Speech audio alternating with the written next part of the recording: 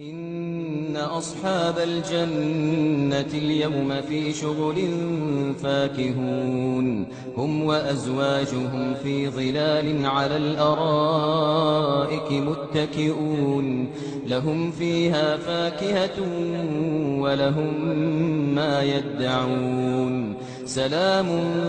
قولا من رب رحيم سلام قولا من رب رحيم وامتازوا اليوم أيها المجرمون ألم أعهد إليكم يا بني آدم ألا تعبدوا الشيطان إنه لكم عدو